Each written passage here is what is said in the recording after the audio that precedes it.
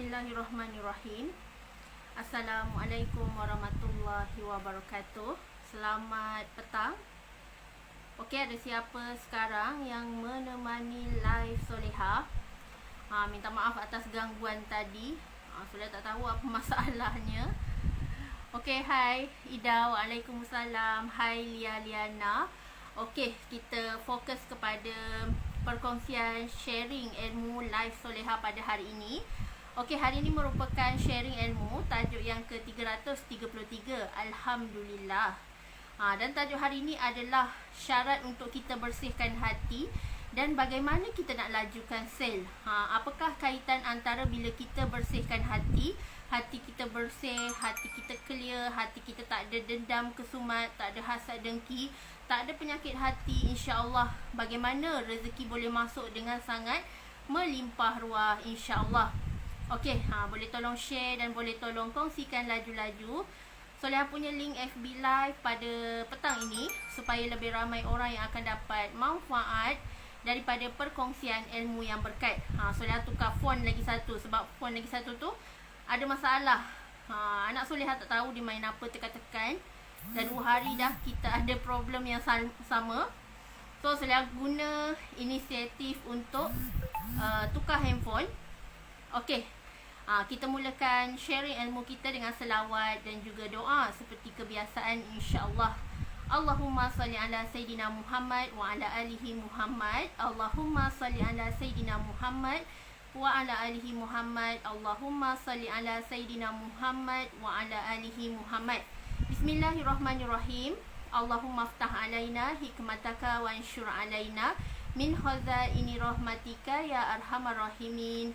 Rabbi syrahli sadri wa yassirli amri wahlul 'uqdatan min lisani yafqahu qawli. Amin ya Allah ya Mujib. Okey, thank you kepada yang stay dan teruskan menonton Soleha punya live pada petang ini.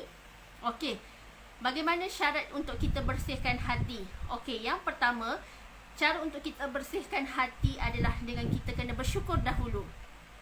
Syukur dahulu walaupun hanya sekecil-kecil nikmat, walaupun hanya sekecil-kecil wins ataupun kejayaan. Kalau kita bersyukur dengan yang sedikit, Allah akan gandakan lagi. So bersyukur. Small wins will addicted to get a biggest win. Kalau kita hargai wins yang kecil, kita hargai kejayaan yang kecil, Allah akan gandakan lagi untuk kita beroleh kejayaan yang lebih besar. So, adakah anda hari ini telah mengucapkan syukur Alhamdulillah? Adakah anda telah mengucap puji-pujian kepada Allah Subhanahu Wa Taala? Ataupun bangun daripada tidur kita sibuk dengan fikir nak masak apa? Adakah bila kita bangun tidur tu kita sibuk fikir berapa sel yang kita nak dapat? So bangun tidur tu kita syukur dulu. Syukur dahulu sebab hati kita ni kadang-kadang penuh dengan perasaan penyakit hati. Penuh daripada rahmat dan kasih sayang Allah. Dengan cara bersyukur, insya-Allah Allah akan pelihara hati kita. Allah akan jaga hati kita. Untuk matlamat kita adalah untuk redha Allah semata-mata, insya-Allah. Okey, itu yang pertama, syukur dahulu. Alhamdulillah. Ucap banyak-banyak segala puji bagi Allah yang telah menciptakan segala isi alam ini, yang telah memberi nikmat tak putus-putus. Alhamdulillah. Okey, yang kedua, bagaimana syarat untuk kita bersihkan hati? Yang kedua adalah maafkan diri dan juga maafkan orang lain. Kita nak bersihkan hati, kita kena clearkan hubungan yang berantakan antara kita. Kadang-kadang berantakan dengan adik-beradik, kadang-kadang kita berantakan dengan mak ayah kita. So, kalau kita nak rezeki tu masuk lancar, nak hati kita ni bersih, kita kena clearkan dulu. Kena clearkan segala dendam, kena clearkan segala kesumat, segala sakit hati. Lepaskan dan maafkanlah mereka dengan seikhlas hati kita. Kita reda dengan segala ketentuan yang telah Allah takdirkan. Terima dengan hati terbuka. Sebab setiap apa yang Allah takdirkan tu adalah yang terbaik. Sebabnya Allah is the best planner ever. Sebab tu kalau kita masih ada dendam, masih bergaduh sana sini, masih lagi renggang, hubungan adik-beradik retak, sebab tu rezeki susah nak masuk. Sebab ada sesuatu yang menghalang. Dendam adalah punca untuk rezeki susah nak masuk dalam kehidupan kita. Pergaduhan, sakit hati, iri hati, penyakit hati, segala penyakit hati yang berleluasa dalam hati kita ni akan terus menjadi penghalang, akan terus menjadi blokage untuk kita terus mencapai kejayaan. Hati kita ni kalau kita nak bersihkan, kita kena maafkan orang dulu. Selagi kita masih ada dendam, selagi kita masih ada perasaan marah, masih ada perasaan sakit hati dekat someone, kita susah untuk hati kita ni bersih. Sebabnya setiap kali kita marah, satu titik hitam datang. Hitam pula kan. Ganu pula. Hari tu sedang pergi ganu kan. Okey. So kita nak clearkan hati kita, jangan kita makin tambah titik hitam dalam hati kita. Kita lepaskan, maafkan orang, maafkan diri. Jangan kita marah dekat diri kita, tetapi sayangi diri kita. Sayangi diri kita sebab diri kita ni berhak untuk mendapat kasih sayang Allah. Ada orang dipasang dendam kat diri, dia benci diri dia, dia tak suka diri dia tak suka dengan takdir yang telah Allah berikan kepada dia, lalu dia salahkan takdir. Dia salahkan Allah. Kenapa Allah bagi dia ujian macam ni? Kenapa Allah bagi kehidupan yang susah macam ni dekat dia? Dia terus menyalahkan takdir. Dia terus menyalahkan Allah. So, caranya adalah kita nak bersihkan hati ni, maafkan diri kita, maafkan orang lain, insya-Allah suasana aman damai akan kita perolehi, lantas akan menyebabkan sel pun laju masuk dalam kehidupan kita. InsyaAllah. Okey. Yang ketiga, cara untuk syarat kita nak bersihkan hati ni adalah kita kena reda. Kita kena reda, stop komplain. Masalah semua orang hari ni adalah dia suka komplain. Dia suka merungut. Dia suka ada saja yang tak puas hati. Dia nak diri dia saja yang mendapat perhatian. Dia nak diri dia saja yang didengari. Tetapi nak dengar cakap orang dia tak nak. Dia nak dia seorang je yang betul. So kita kena buang perasaan selfish ni. Kita kena buang jauh-jauh perasaan iri hati yang tak sedap dekat hati kita ni. Jangan jadi seorang yang pentingkan diri. Kadang-kadang kita nak hidup dengan aman damai ni, kita kena open minded. Kita kena dengar pendapat semua orang. Kita kena raikan pendapat semua orang. Jangan kita menjadi seorang yang tamak haloba, pentingkan diri, lalu menyebabkan orang tak suka dengan kita. Orang lari daripada kita sebab tak suka dengan attitude kita, tak suka dengan perangai kita yang sangat-sangat menjengkelkan. So di sini, kalau kita nak bersihkan hati, kita kena reda. Terima takdir dan qadar Allah ni dengan hati yang sangat terbuka. Terima dengan hati yang ikhlas. Sebabnya segala ujian Allah ni kita kena reda, kita kena sabar. Sesungguhnya reda dan sabar itu adalah kunci syurga. Kalau kita tak dapat kunci syurga ni, macam mana kita nak buka pintu untuk masuk ke syurga?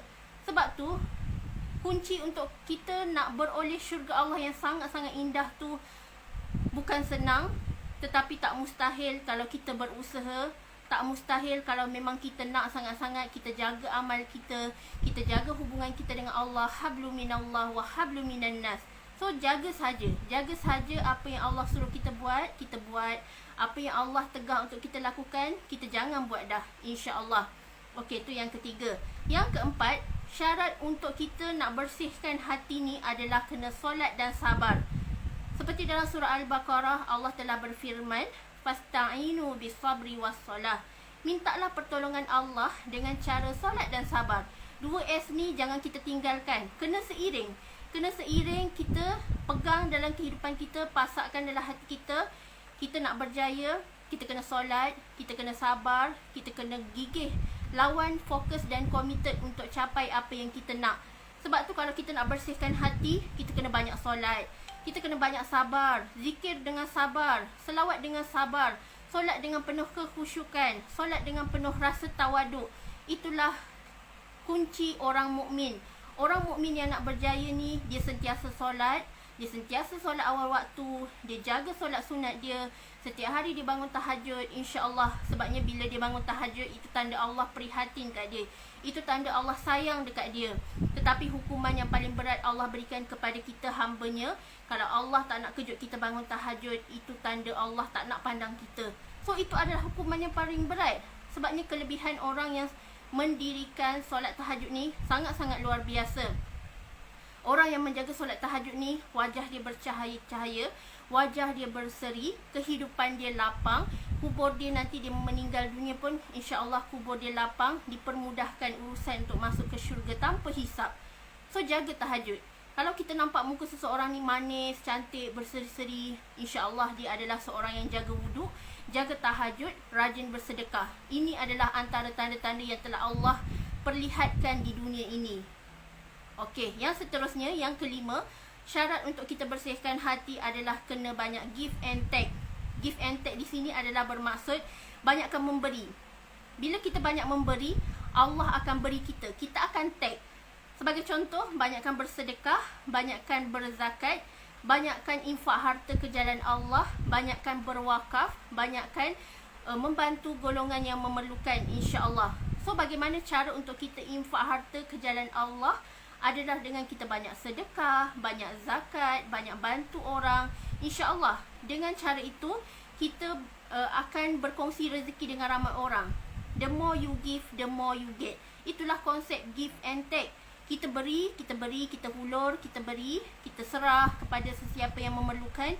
InsyaAllah kita akan take, and then Allah bagi kita pahala yang sangat banyak. Pahala ni lah yang kita nak bawa ke akhirat nanti. Pahala inilah yang akan menjadi saham dan juga tiket untuk kita masuk ke syurga. So kita kena faham konsep give and take. Beri dahulu. Jangan kita harapkan sesuatu yang belum kita buat. Tetapi Allah kata beri dulu. Beri dulu. Banyakkan sedekah. Banyakkan zakat. Bila kita memberi ni, memang janji Allah kita tak akan miskin. Malah Allah beri berganda lagi dekat kita. So apa yang kita dapat daripada Allah, saham dan pahala itu, itulah milik kekal kita yang kita nak bawa di hari akhirat kelak. Dan yang terakhir, syarat untuk kita bersihkan hati supaya rezeki masuk laju, sel masuk laju, rezeki dapat datang dekat kehidupan kita dengan sangat berkat, adalah dengan menghargai dan ucap terima kasih. Appreciate segala orang yang telah berkongsi ilmu dengan kita. Appreciate segala pengorbanan guru-guru dan leader kita yang telah banyak bersusah payah, korban masa, korban tenaga, korban duit, bukan sikit-sikit, tetapi hargai. Kita tak minta banyak, kita just nakkan komitmen, nakkan effort, nakkan perhatian anda, iaitu anda fokus nak capai kejayaan. Tak perlu bayar yuran ringgit-ringgit untuk kami ajak anda, tetapi hanya kami perlukan adalah komitmen anda. Yang kami perlukan adalah effort daripada anda yang luar biasa. Fokus kelas, jaga adab berguru, hormat dan jaga ilmu yang telah diajar tu kita apply dalam kehidupan kita. Jangan ilmu yang kita dah tahu kita simpan buat perkasam, tetapi beramallah dengan ilmu tersebut, insya-Allah. Al-ilmu bila amal kasyajar bila samar. Ilmu yang kita pelajari kalau kita tak beramal dengannya ibarat pohon, ibarat pokok dekat luar tu yang dia tumbuh tapi tak keluar buah. Ibarat macam tu lah.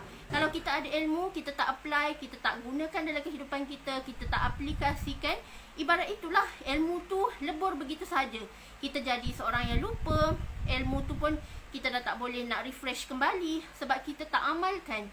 Sebab tu ilmu yang bermanfaat adalah bila mana kita amalkan dan kita ulang-ulang ilmu tersebut. Sesungguhnya mengulang ilmu itu adalah zikir, bab kata Imam Al-Ghazali.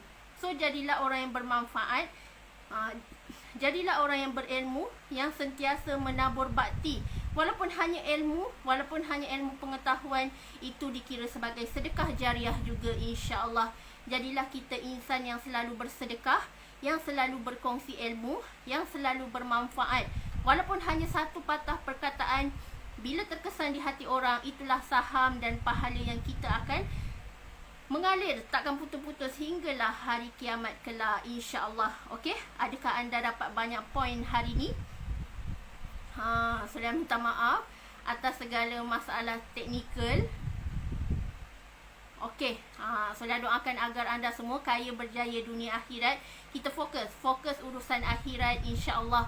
Allah akan bagi kita keberuntungan dunia dan akhirat, insya-Allah. Okey, saya doakan agar anda dipermudahkan urusan, dilancarkan rezeki, dilapangkan rezeki dan beroleh rezeki yang barokah, insya-Allah. Okey, wabillahi taufiq wa hidayah. Wassalamualaikum warahmatullahi wabarakatuh.